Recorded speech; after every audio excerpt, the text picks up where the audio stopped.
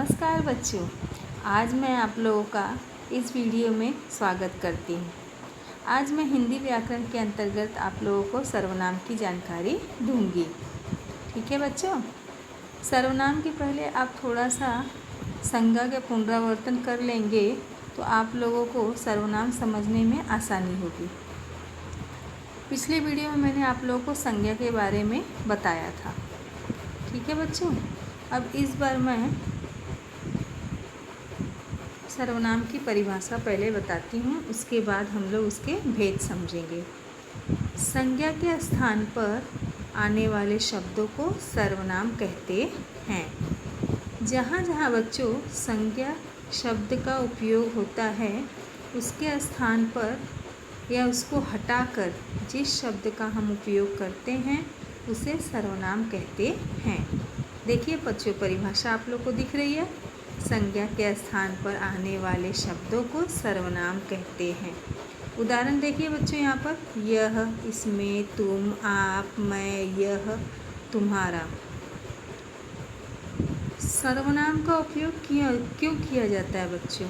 यहाँ पर देखिए जैसे दिया है, संज्ञाओं की पुनरावृत्ति को रोकने और भाषा के सौंदर्य की दृष्टि से सर्वनाम का प्रयोग किया जाता है। अब किसी शब्द का हम वाक्य में बार बार उपयोग करेंगे तो वो उचित नहीं होगा। जैसे यहाँ पर देखिए बच्चों, भगवद गीता महाभारत के भीष्म पर्व में आती है। भगवद गीता 18 अध्यायों का ग्रंथ है। भगवद गीता में निष्काम कर्म का वास्तविक जीवन मार्ग बताया गया है। अब बार बार बच्चों यहाँ भगवद गीता लिखने की बजाय अगर हम इस प्रकार इस वाक्य को लिखें कि भगवद गीता महाभारत के भीष्म पर्व में आती है, यह 18 अध्यायों का ग्रंथ है, इसमें निष्काम कर्म की वास्तविक जीवन मार्ग बताया गया है।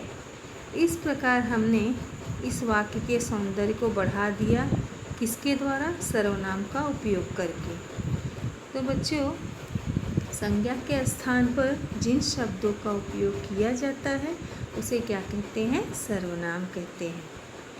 अब बच्चों सर्वनाम के भेद। सर्वनाम के बच्चों 6 भेद होते हैं। पुरुषवाचक सर्वनाम, निश्चयवाचक या संकेतवाचक सर्वनाम, अनिश्चयवाचक सर्वनाम, संबंधवाचक सर्वनाम, प्रश्नवाचक सर्वनाम और निजवाचक सर्वनाम।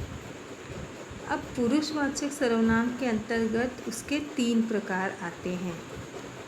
अब जैसे हम बातें करते हैं तो पहला क्या होता है? फर्स्ट पर्सन होता है, और जिससे बातें कर रहे हैं वो सेकंड पर्सन होता है, और जिसके बारे में बात करते हैं वो थर्ड पर्सन होता है। तो हिंदी में आप देखोगे बच्चों, जैसे उत्तम पुरुषवाचक, मध्यम पुरुषवाचक और अन्य पुरुषवाचक। सर्वनाम के भेद के अंतर्गत सबसे पहले हम पुरुषवाचक सर्वनाम की परिभाषा को जानेंगे।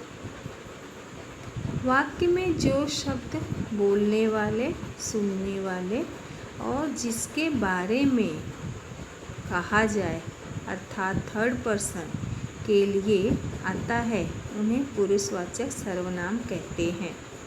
मतलब पुरुषवाचक सर्वनाम के अंतर्गत 3 लोगों का समावेश होता है, जो कहता है या बोलता है, जो सुनता है और जिसके लिए बात की जाती है। सबसे पहले उत्तम पुरुषवाचक। उत्तम पुरुषवाचक मतलब बोलने वाला। मैं, हम, मुझे, मैंने, हमने, हम और सब। बच्चों समझ में आ रहा है आप लोगों को? अब अगर हम आते हैं इसके बाद, तो किसके बाद क्या आ जाएगा? दूसरा मध्यम पुरुषवाचक। मध्यम मतलब बीच का। मध्यम मतलब सुनने वाला। तुम, तू, तुम्हें, तुझे, आप, आपका आदि। अब इसके बाद बच्चों तीसरा क्या आ जाता है? अन्य पुरुषवाचक। अन्य पुरुषवाचक मतलब जिसके बारे में बात कहा जाए। वह, वे, उसे, उन्हें, उसने, उन्होंने आदि। जैसे हम 2 लोग हैं जिसके बारे में बात हो रही है, तीसरा कोई व्यक्ति या इंसान के लिए, तो उसे कहते हैं अन्य पुरुषवाचक। बच्चों आप लोगों को पहला प्रकार समझ में आया पूरा, पुरुषवाचक सर्वनाम। पुरुषवाचक सर्वनाम में ये तीनों आ जाएंगे, मैं, हम, फिर नीचे का तुम, तू, फिर उसके बाद थर्ड वाला वह, वे, उसे, ये सारे तीनों पुरुषवाचक में आ जाएंगे। ठीक है बच्चों, यहाँ देखिए बच्चों, जैसे उदाहरण, मैंने राजेश से कहा। दूसरा, वह दुबई में रहता है। तीसरा, आपको मेहनत करनी चाहिए। अब इसमें देखो बच्चों, पहला में क्या आ जाएगा, मैंने मतलब उत्तम पुरुषवाचक। वह मतलब कौन है, अन्य पुरुषवाचक। और आपको मतलब मैंने किसी दूसरे व्यक्ति से बात की, तो ये कौन हो जाएगा, मध्यम पुरुषवाचक सर्वनाम के अंतर्गत आएगा। ठीक है बच्चों, इतना समझे। अब आते हैं दूसरे प्रकार पे, निश्चयवाचक सर्वनाम। जिन शब्दों का प्रयोग दूर या नज़दीक की वस्तुओं, व्यक्तियों या घटनाओं का निश्चित बोध कराता है, उसे निश्चयवाचक सर्वनाम कहते हैं। या फिर ये भी कह सकते हैं, जिन शब्दों द्वारा किसी निश्चित वस्तु, व्यक्ति की ओर संकेत किया जाता है, वे निश्चयवाचक सर्वनाम कहलाते हैं या संकेतवाचक सर्वनाम कहलाते हैं। बच्चों देखो यहाँ पर, जैसे हम किसी की तरफ इशारा करके बता रहे हैं यह या वह, वो सामने हमें दिख रहा है और वो एक तरह से निश्चित वाचक शब्द के या सर्वनाम के अंतर्गत आता है। उदाहरण देखिए बच्चों आप लोग यहाँ पर, यह तुम्हारी पुस्तक है, वह मेरी पुस्तक है। यह और वह क्या हो गई, पुस्तक। पुस्तक की ओर संकेत हो रहा है यह और वह, तो यह और वह पुस्तक मतलब क्या हो जाएगा, ये निश्चयवाचक सर्वनाम। वह मेरा घर है, यह तुम ले लो, वह मेरे चाचा जी हैं, यह नहीं वह दवाई चाहिए, वह मोहन नहीं सोहन है। मतलब बच्चों यहाँ पर जितने शब्द वाक्य में आए हैं, यह वह, ये क्या है, निश्चयवाचक सर्वनाम। अर्थात हर वाक्य में यह और वह जो आए हैं वो किसी निश्चित वस्तु या व्यक्ति की ओर संकेत कर रहे हैं। तो इस प्रकार यह हो गया निश्चयवाचक सर्वनाम। ध्यान रखिए बच्चों, यह और वह शब्द अन्य पुरुषवाचक सर्वनाम में भी आते हैं और निश्चयवाचक या संकेतवाचक सर्वनाम में भी आते हैं। जब किसी ओर इशारा करके कहा जाता है तो निश्चयवाचक सर्वनाम होगा, और जब सामान्य रूप से कोई दो व्यक्ति आपस में तीसरे के लिए बात कर रहा है तो वह क्या हो जाएगा, अन्य पुरुषवाचक सर्वनाम हो जाएगा। ठीक है बच्चों, जैसे हम यहाँ कह सकते हैं वह नहीं आएगा, तो ये क्या हो जाएगा, अन्य पुरुषवाचक हो जाएगा। और अगर मैं कहूँ कि वह मेरी किताब है, तो क्या हो जाएगा, यहाँ पर किसी किताब की ओर इशारा हो रहा है, संकेत हो रहा है, तो क्या हो जाएगा, वह निश्चयवाचक सर्वनाम हो जाएगा। वाक्य के अनुसार आपको समझना होगा। तीसरा है अनिश्चयवाचक सर्वनाम। जिन शब्दों से किसी निश्चित वस्तु, व्यक्ति या घटना का बोध नहीं होता, वे शब्द अनिश्चयवाचक सर्वनाम कहलाते हैं। जैसे कोई, कुछ, कहीं, किसी, सभी, हर कोई और कई। मतलब यहाँ पर देखिए बच्चों, जैसे कि निश्चित किसी व्यक्ति या वस्तु का यहाँ पर बोध नहीं हो रहा है, तो इसे अनिश्चयवाचक सर्वनाम कहेंगे। देखो बच्चों यहाँ पर दिख रहा है आप लोग को, पानी में कुछ गिरा है। पानी में क्या गिरा है ये निश्चित रूप से हमें पता नहीं चल रहा है। तुमसे मिलने कोई आया, अब कौन आया है, स्त्री है, पुरुष है, दोस्त है, तो हमें निश्चित व्यक्ति का बोध नहीं हो रहा है। वह कुछ कहना चाहता था, अब क्या कहना चाहता था हमें समझ में नहीं आया।